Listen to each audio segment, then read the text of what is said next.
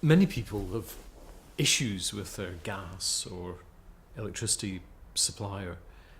For example, often people are given an estimated reading which is far higher than their actual consumption, and these estimated readings are then used to work out your monthly payments. So you find you're paying a monthly sum which is much more than your actual consumption. Well, is there anything you can do about this? Well, the starting point is to find out what the contract is. Now, in most cases, we simply take on the gas or electricity supplier for the property which we're moving into. So the previous supplier had N-Power, for example, and you just take them on. You don't enter into a new contract, you just get what's called a deemed contract.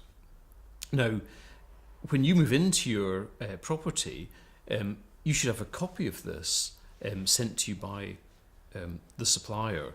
But most times the supplier will have the terms of their contracts on their website, so it's easily available.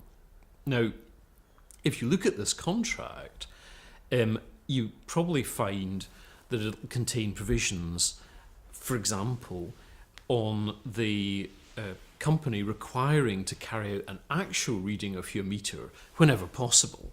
But what you've actually discovered is that they don't really make any effort to read the meter at all.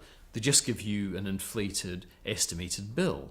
Now, in those circumstances, when there's an obligation in the contract to give you an actual reading if possible, and they don't do that, there's a breach of contract. Now, if there's a breach of contract, that potentially gives you a claim.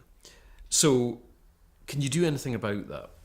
Well, obviously, if you've incurred actual financial loss because you've got a ridiculously high bill, then yes, you can. But what if you've not suffered a loss? What if you've been put to a lot of inconvenience, but eventually you're just refunded the money which shouldn't have been taken from your account?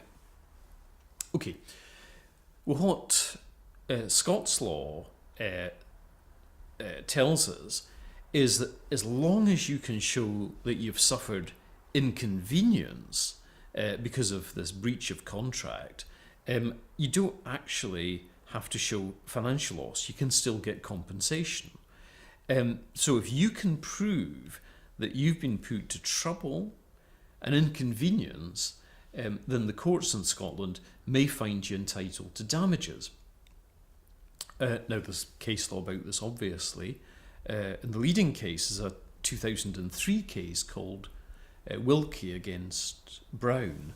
Now, in that case, Mr. Brown, who was a builder, walked off the site in the middle of the building programme, leaving the building half done, and the court took the view that because the owner had suffered some trouble and inconvenience, an award of damages was appropriate. So that's the starting point. Was there inconvenience?